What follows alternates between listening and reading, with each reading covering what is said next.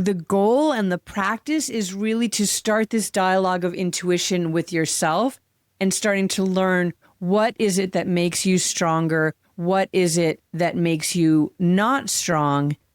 And there's the rub in between those two is the wisdom to understand what the information you're getting, and the will or the strength, or again, maybe you would still use wisdom to actually do the thing that's going to make you strong.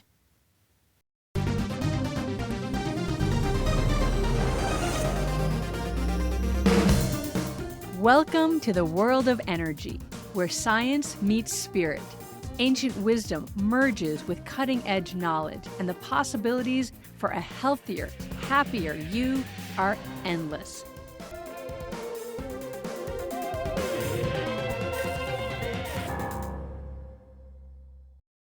Hi, everyone. Welcome back to another episode of Energy Works as we embark on our second year of podcasting. Hi, Blaine. Hey, Lauren. So we are going to talk today about energy testing.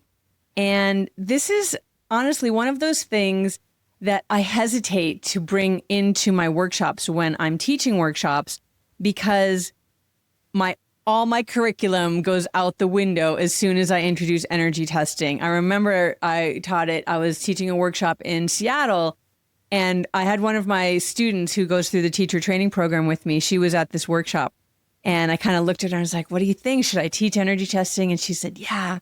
And I opened up that can of worms. The next 2 days, that's all everybody did. They tested everything. They were like pulling all their food out and drinks and books and questions. I mean, everybody asks every question. So what is energy testing? It is this way of checking in with the truth of the body. There's this idea that we can unpack a little bit more later if we want to. The body never lies. So that there is this wisdom deep in the body. And we think of that wisdom.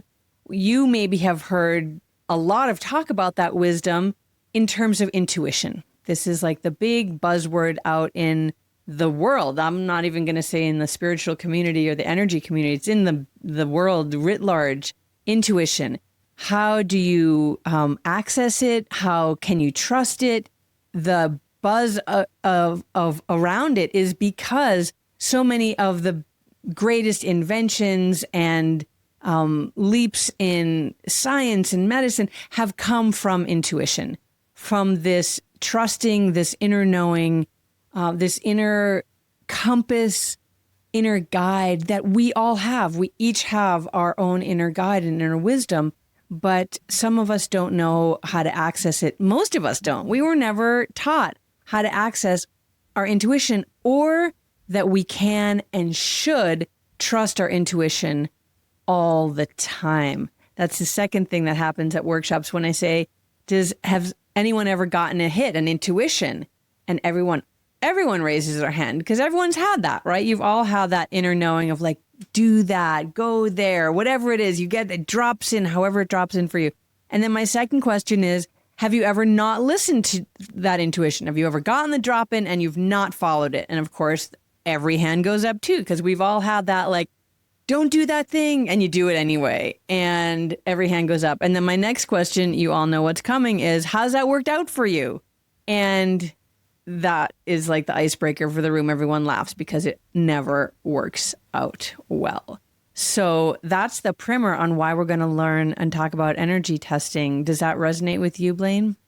Yeah, it sounds great. I love the talk about trusting intuition because, of course, we've all done it. And I also think that, I can reflect on my own upbringing. You know, the word intuition was only used in my raising, in the woman's intuition, the vaguest, there's this woman's intuition that exists. Men are mystified by it, and women can wield it. And I would think, am I going to have that? And I didn't get guidance from my mother, right? There was no demonstration from her on when she was using it or lessons to me about it or anything like that. So it was this mysterious womanly thing that I had to have my own journey with to be qualified to be sitting here with you having this conversation. Yeah, it's true. And even as you said that, it almost also has been discounted. Even calling it woman's intuition, right? It's like, oh, that's like your woman's things that you go and do. But we're in like the man's world. And in a man's world, it's facts and figures and all of that. Okay, so we know that that has been part of the history of our not getting educated about intuition. And then come along a few years ago when all of a sudden everyone starts talking about the microbiome. The microbiome is this part of the gut that is more bugs than, well, we are more bugs than human cells anyway. And the gut has a huge preponderance of these.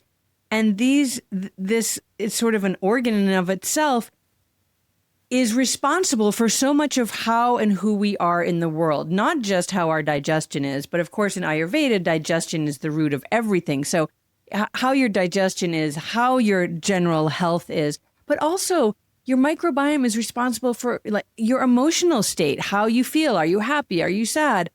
What you do for work. Like if you start to read studies about what the microbiome is responsible for, it's kind of crazy.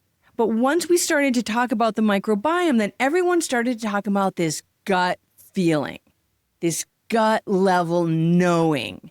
And that, I think, is that more science edge of the bro boy of like the woman's intuition. It's the gut knowing. It's like the more like grunty, but it's the same thing. And we do tend to feel the truth of things. I shouldn't say we. Many people feel that sense of intuition literally in the gut. Like if something is going wrong in your life, all of a sudden you might get a stomach ache. It's your body telling you like, this doesn't feel right. I can't digest this information. I don't think this is what we should be doing. That gut knowing. Now, many people feel that in the gut, but we also can feel intuition in any part of the body. It's what do you hook into that is your guidance? Some people default to like, what do they feel in their heart? When you tune into your heart, what is the truth there? Some people are very brainiac-y kind of people that like really live in the head. And the technique that I love for that, we're going to do some techniques. I'll just show you that. I've shown it before on this podcast. It's the compass electrics, where you press your thumbs to the inside of your eye socket, right where I just took my glasses off, right where the glass is kind of the rim over the nose rests. And then you can put your fingers up onto the forehead. You can spread them and have them in different iterations of how many fingers or what fingers, but it doesn't really matter so much that. It's the thumbs pressing in to the inner canthus of the eye, which is the start of your nervous system. And so that is a place where we can tune in to our intuition, kind of that third eye area. So there's all these places that we can tune in and feel the truth of things. But because we haven't been trained and we haven't spent our lives steeped in the inner wisdom that each of us possess, we don't always trust it. Is that my intuition, or is that voice in my head telling me to eat the third piece of chocolate cake, or to go out with that cute guy who I kind of already got 4 red flags about? So it's like, do I trust? What do I trust? We have so many voices in our head. We have so many feelings in our bodies. What do we know? How do we anchor into trusting something? This is when the light bulbs went off for both Blaine and I when we learned how to energy test. I'm going to turn it over to you, Blaine, to talk more about that. Yeah, I agree. Energy testing was the way to my understanding and eventual trust of my own intuition. And then it blossomed from there. Once I started experiencing the energy of energy testing and trusting it, then I started to play more with really the trusting, because I think that was for me a hurdle. And so when I would be going for a run, and there's from my house, there are a million different ways I can run, different loops that I can run or that'll get me to things. So, and I can turn on different neighborhood streets. And so I'd be running, and then there'd be a fork in the road. It really would be, the road goes straight or I can turn right. And I could go either way. And I'll just be like, okay, which way should I go? Right. Bam. I would do it and not question. Okay, which way should I go? And then I started doing it driving and then with other things, but I took it outside of the realm of energy testing with the intent of building my trust and not stopping and questioning and second guessing. And maybe I should do it again. And 2 out of 3 will work or anything like that. Just, decision, go, decision, go, decision, go. And that has really helped me along. Where I learned about energy testing the first time was from you, Lauren, not in the foundations level training, the level 1 energy medicine yoga teacher training, but when I joined Lauren's 300-hour training to become a master teacher is when we dove into energy testing. And I did a solo podcast recently talking about the hair tug test that happens in that same training and how I had so many questions. My science brain, my masculine side, had so many questions. I just barely knew or understood anything about energy at that time. And so energy testing was the same way, like, wait, what's happening here? But that is where I learned it and started working with other people on it. And then I studied in Donna's school, Eden Energy Medicine, part of Eden Method. And that was the whole purpose of that school is working with clients.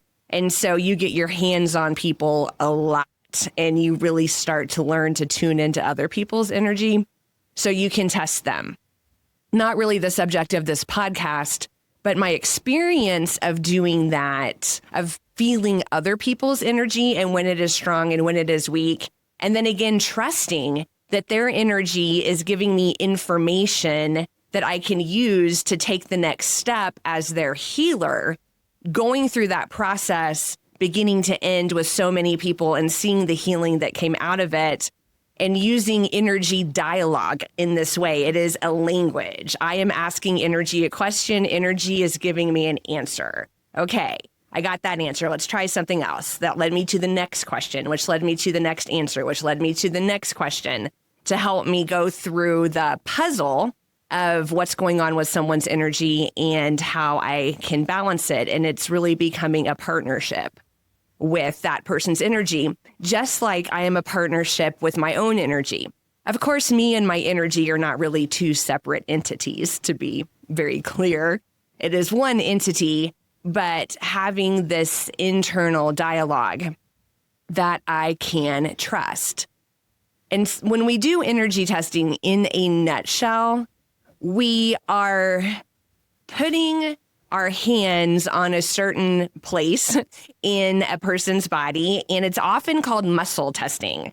And in different, not even academic, but there are different healers who will actually call it muscle testing and not energy testing. Because what we're doing is we are introducing a stimulus into the body in a particular area that could make that muscle go weak or not. And so that's how we get this. It's very binary. You're weak or strong. It's not totally binary, but it's generally directionally binary. And how this explanation really helped me when I was trying to understand this is when someone is going to deliver bad news, terrible news to someone else, what's the first thing they say? They say, I need you to sit down. Can you sit down?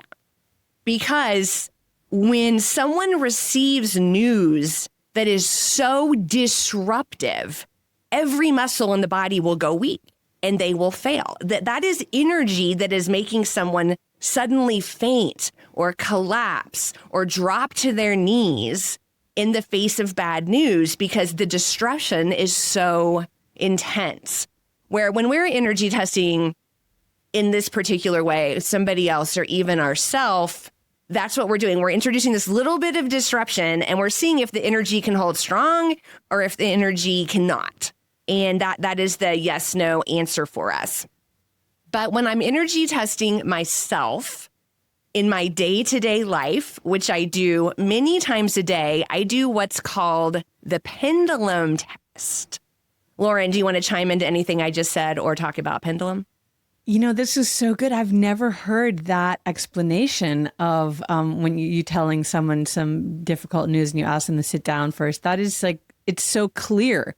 It clarifies what exactly is going on with this idea of muscle testing. It's also called applied kinesiology. It's this, you said that, it's the binary yes, no. There is some nuance to it, but essentially what it's doing is you're asking the body is, does this stimulus make me stronger or does this stimulus make me weaker? And that is, or this input. And so you can test, like you were talking about, do I turn left or do I turn right? You can test, is this meal good for me or this particular piece of food or this supplement or how many of these vitamin C liposomal should I take? 1, 2, 3, 4. You can energy test, something that makes you strong. 1 vitamin C might make you strong, 2 might make you strong, but 3 might be too much. More of something good is not always better. And so having this nuance of checking in with the body, it's also a snapshot in time. What makes me strong right now? What do I need right now to strengthen my energy system? This is not like a question that you're asking for all time. And I'm going to say this right now before we get flooded in the comment sections. This is not the kind of thing where you say, should I put $100,000 in the stock market on this and such stock? Or it's not that. Should I marry this person or not marry this person? It's not that. So it's you're not asking those kind of like global questions versus knowing that you're not going to be strong, but choosing anyway. And if you do that, then we've got other energy techniques. So I'm going to eat the chocolate cake anyway. Here's your spleen points. You're going to really rub your spleen points. But so I think the easiest technique to learn on your own is the pendulum. So Blaine's going to share that. If you want to learn more, there's so many places that you can learn energy testing. But I happen to have one right here. This is my second book. It's called The Energy Medicine Yoga Prescription.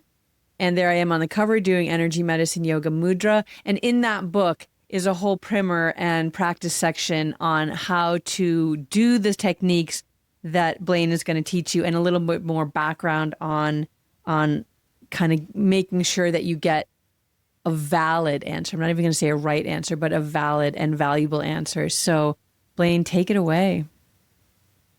Sure. So I know that more of you are listening than watching, and I can't get too far away from my computer here, so I'm going to describe it more than demonstrate it. But the pendulum test, especially when you are new, is typically done standing. Once you have done the pendulum test for a long time, you can be seated and you'll just feel the tug.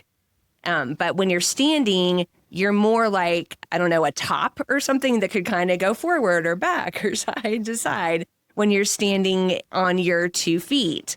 And so that is the way that the pendulum test is typically done. And it's nice to make sure you're grounded first. And so you can spoon the bottom of the feet or flip your hands back and forth over the balls of the feet, stand outside barefoot, anything like that, so that you're coming at this from a grounded place. And if you are testing a supplement or a piece of chocolate cake or something like that, an actual food that you can hold in your hands, you can be holding it in your hand. Otherwise, it is a mental imagination exercise as you energy test something using the pendulum. So you stand with your feet rooted about hip width apart. Barefoot if you can. You don't have to be barefoot. Again, you want to be grounded. And then you hold your hands. If you have something in your hands, You just put them in the low belly, like below the belly button, and it's there in that gut area, right? Like Lauren talked about this gut wisdom. You're putting it near your gut area. Or if it's something you're doing with your mind, you can just fold one hand on top of the other and put the palm of the hands right there. Your elbows will be close to your side. And then you ask yourself, yes or no? Is this something I should consume if it's a supplement or a food? Or, if it's, I do it all the time for buying things. Is this something I really want to buy? That's the way I use it all the time. If you're in the grocery store and you're like, do I want this bottle or this bottle or this bottle? You can stand in the aisle and do it. It's a fairly subtle thing. You wouldn't draw too much attention to yourself.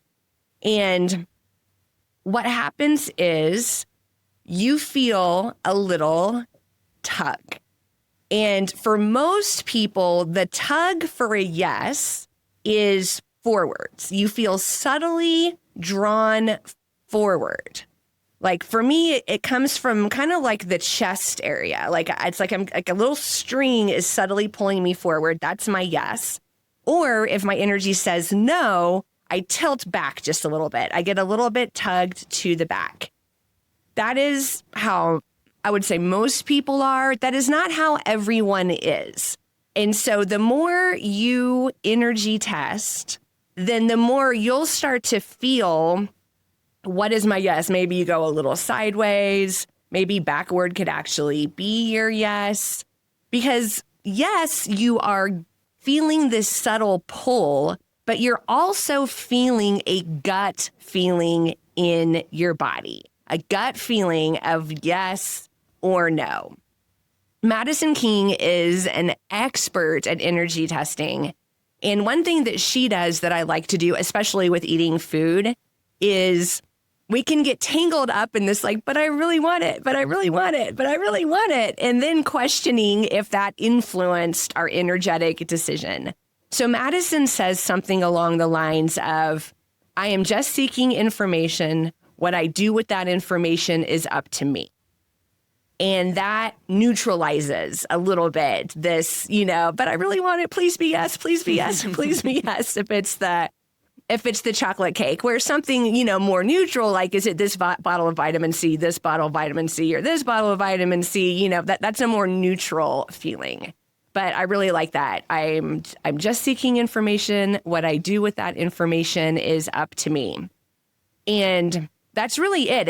It's this like feeling of being drawn forward or being pushed away from whatever it is. So I want to just add two things onto what you said, Blaine. So actually, I'm going to pull it back. So if you're just starting, if you've never energy tested before, I would just want to add two things, prereqs maybe. So I love that you brought in Maddie and her, I can do whatever I want with this information, because it is important. This is both a science and an art, and you can influence it for sure. If you're like, here's the thing, if you're going to eat the chocolate cake anyway, first of all, maybe you're not even going to test it. Like if there's not a question in your mind, don't even test it.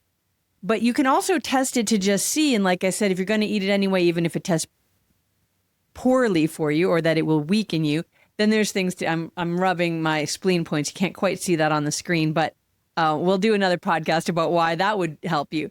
But so that prereq that you're going to do before you start testing is just place your hand over the center of your chest, like slightly down from the thymus, just on the chest plate right there.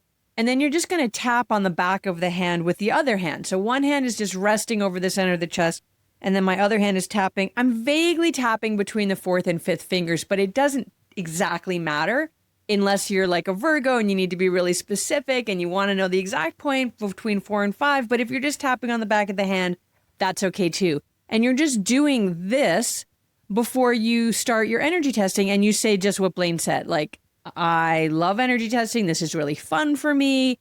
And whatever information I get, I can do whatever I want with. And so you're calming the system down in the body that's all on edge when you start to kind of be like, maybe I'm going to change something. Maybe I'm going to not do what I want to do. Maybe I'm going to anything like that, the body starts to freak out a little bit, you're just calming it down, saying, hey, we're just playing. We're just playing here. Because that really is how you want to approach energy testing when you first start with it. Again, you're not going to come to energy testing and say, should I get the big surgery or should I wait? Like, that's not the first question you're going to ask with energy testing. It's like, am I going to eat this apple right now? Like, we're going to start with really small things, baby steps here. Okay, so you do your tapping and you're like, I love this. This is fun. And then when you start to do it, if you've never done energy testing before, you want to start to feel like, what is a yes? And so before you question anything else, just start to get the feeling in your body. What is a yes? Ask yourself a question that you 1000% know the answer for. And most people do it with, what's your name? So my name is Lauren. If I want to get my yes, I'm going to say, my name is Lauren. And I'm going to fall right forward into that because that is my name. Not only is it my name, but I love my name and I like my name and I resonate to my name. Because I know people that they're like, I don't really feel like Jessica, but that's my name. And so if that's your thing, don't use that. You can say today is Sunday if it is in fact Sunday. So you get my point there is choose something that is 100% true for you. And then you can start to feel in your body, what does the truth feel like? And that makes you stronger. And then what does not truth feel like? So I can say my name is Lauren and I'll feel that little fall forward, that little tug forward. I can say my name is Betty Boop and I'm just boop, I'm going back because that's not my name. And I can feel what is it like when my body is not hearing the truth. Thank you. It's been so long since I was a beginner pendulum tester. I'm just like, your yes is your yes, you'll know. So thank you for making that really clear. She's totally right. That's how you'll find your yes and your no. And so in my current day-to-day life, because I know many people already energy test who listen to this podcast. And so Lauren and I wanted to cover, how do we do it? Because that's sometimes a question that people ask us. So, you've got it, your yes, your no. When do you energy test? And like I said, for me, it is when I'm shopping because I can definitely feel very energized about buying something, but I know that maybe tomorrow or the next day I am not. And so if it's a bigger ticket purchase, a long time ago, I put myself on the 24-hour rule. Before I knew about energy testing, I would be like, okay, like I really want this right now, but I'm going to wait for 24 hours before I make a decision. And I'm going to see how I feel about it tomorrow, because we know after we sleep on something and all of that, it can really, we can think about things differently. We're emotional beings. And now I energy test. And if it's a really big purchase, I will maybe do it 3 times. So I will energy test, do I want to buy this? And then I'll wait till the next day and I'll energy test again. And I'll wait till the next day. And if like 3 days in a row, I am energy testing yes, then I'm like, okay, Blaine, like you actually really want this. And I will pull the trigger and purchase it. I do it for vacations. When I'm like, I want to go here or I want to go here. I don't go on that many vacations a year. And many of my vacations are prescribed vacations because they're yoga retreats or they're kind of working vacations. And so my location has already been chosen for me. But when I get to go on a real vacation that I can literally pick anywhere, I have so many choices. And so I will energy test where I want to go on vacation. I have opportunities to make new friends fairly often, especially when I'm here in Colorado. When I'm spending my winters in Florida, it's not like that so much. But I actually just had one from last week. A new person came into my life, and it's an opportunity where, we could go out for coffee and go hiking and maybe, engage in some friendship. And part of me is like, about this individual, just like a tiny bit. And so I'm energy testing it. Like, do I even want to like go out? Do I want to even engage in this way? I wish I knew these tools when I was dating because Yes. I probably would have used it in dating. With food, I honestly don't energy test food a lot. I have a lot of, the way I eat is kind of the way I eat, and it's been working for me a really long time, and I don't put a lot of variables into what I eat. And so it would have to be something coming that I was really questioning that I would energy test food. But I know that people energy test food all the time, and people do it at restaurants. There's like multiple ways to energy test, but Burke needs to do this, my partner, because he will look at a menu and it is like a life-changing decision, him trying to figure out what he's going to order. I'm like, please just pick something. Whereas if you're vegan, there's maybe one choice. Like, there's only one thing. Why am I going to energy test it? Like, that's the one thing that I can eat. But I definitely know people just, there's 5 things on this menu and they all look so good. And which one should I get? And so people definitely do in those decisions. Sometimes when I am going hiking or something like that, and I'm thinking about what trail to go on, I will energy test. And usually those situations are like, there could be bears, there could be something like that. And so it's more, it's getting more into that intuition. What is the universal energy saying to me about the right decision of where I should go? So those are main ways that I energy test. How about you, Lauren? So let's see. I'd certainly started with the food thing. I think everybody does. It's just like, it's the easiest. It's the most sort of, you get that feedback loop right away. And I will say that I still use it for that, especially when I go through cycles of, because I have my way of eating too, but then I'll get some new information. I'll be like, okay, well, maybe I'm going to investigate this. Am I going to continue to eat this way? Because I'm an omnivore and I can eat all kinds of different ways. And I'm, as I age, I sort of play with that a little bit too. How much protein do I need? What's the best source of that for me? When I'm looking at blood sugars and I want to make sure that my blood sugars are all staying in good numbers, what's the foods that are going to support that? And so I read widely. I listen to a lot of podcasts about food trends, diet trends, all of that. And I will say straight up, they are wildly, madly confusing for anything. If there's any,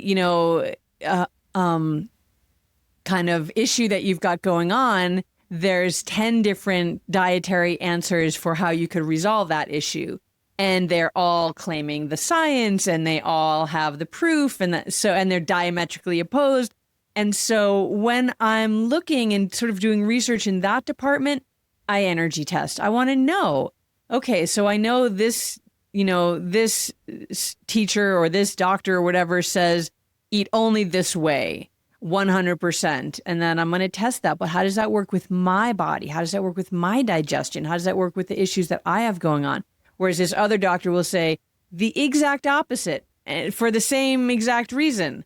And it's really confusing. So I use it for that because I think it's interesting kind of using myself as a guinea pig to see what is really going to work best for me. Because anything you look at, coffee's good for you, coffee's bad for you. Red wine's good for you, red wine's bad for you. Meat's good for you, meat's bad for you. Like every single thing that you're thinking of eating, dairy's good for you, don't touch dairy. You should definitely eat a lot of sourdough bread, no gluten, so everybody's got these different things. What is going to work for your body and what do you have going on? So that's one of the things that I like using energy testing for. And now I'm going to sort of throw everything out the window, and I hope that this is not negating this entire podcast, because ultimately, after you've done a lot of energy testing, you can then not energy test, because you've got you talked about your energy body and you as having a relationship, but that they're not different, but that they're the same thing. But then it is different when you're starting to get a relationship with your energies and with your intuition. It does feel like two separate things. Like there's me and then there's my intuition. And, do they meet ever? Once they meet and once you have this deep, resonant, trusting relationship with your energy and with your intuition, then they really are one thing. And that separation that you had before, that this energy testing is the bridge for, you no longer need the bridge because you're already there in the intuition. And so that knowing just drops in. Which way to go, left or right, drops in. Where to go on this trip, it drops in. What's my response to that situation? It drops in. And then you can sort of test every once in a while. I can every once in a while just be like, is that true?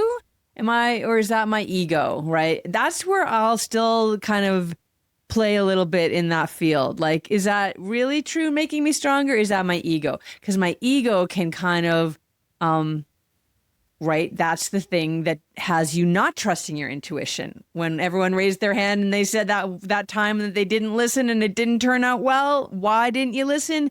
That was your ego somehow saying, I know better, right? But the ego isn't the core of the intuition. And so sometimes I will double check if I get that sense. And again, it's that intuitive sense that I'm not listening to my intuition. So it gets very kind of granular in there. But once you start to flow and trust your intuition and just listen to it all the time, then you energy test less, or I should say I energy test less. I like how you said that. Thank you for bringing that up.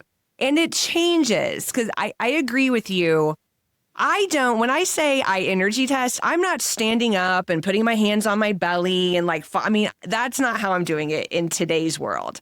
I actually just did it yesterday.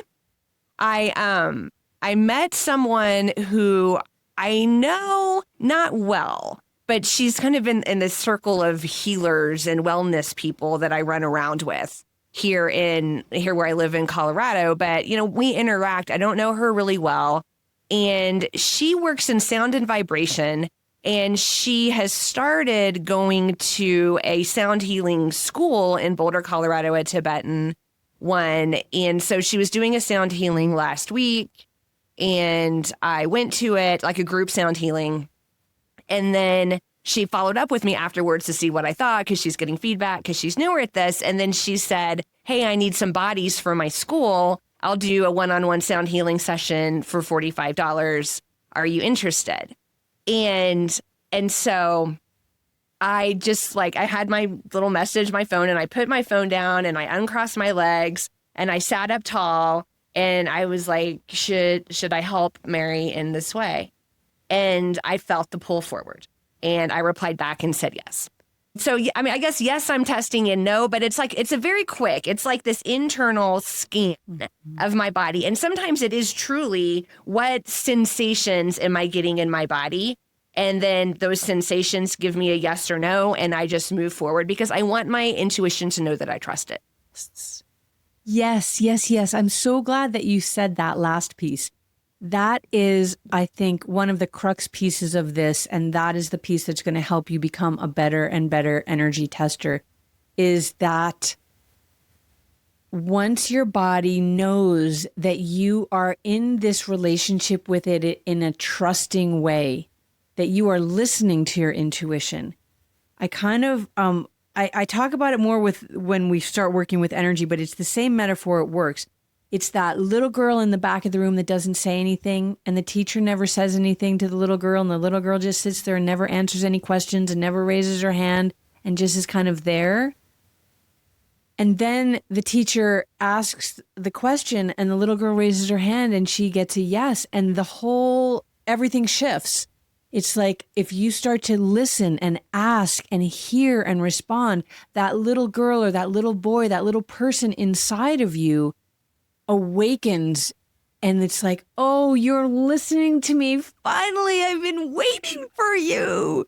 And then you're going to start getting all of this information about everything we have internal guides. And I'm not talking about like entities guides that way. I'm talking about energetic guidance systems that are built into the energetic structures of your body. I showed you earlier today the compass electrics. We have energy systems that are there to guide us. Just like your car has a navigation system, a boat, a plane, all of these ships have these navigation systems, so do you. And the more that you tune in and listen to this navigation system, the more that you are guided in your life. And that's really what we all want, right? We all want to be guided into the situations and the relationships and the circumstances that are going to most benefit us. Sometimes those situations are difficult and challenging, and we learn a lot, and that's what we're in those situations for. But we also have this guidance system that is bringing us there and then through even the difficult ones. And so the more you trust that and the more that feedback loop comes into fruition, asking, responding, back and forth, then just the more powerful you start to feel in your life. If every decision you're making is making you stronger and stronger, you are getting stronger and stronger and more powerful and more powerful. And that feels really good. I think that seems like a good place to stop. I agree. All right. Thank you, everybody. We would love to hear your comments. This is a rich and comes from many traditions and lots of experiences and lots of teachers.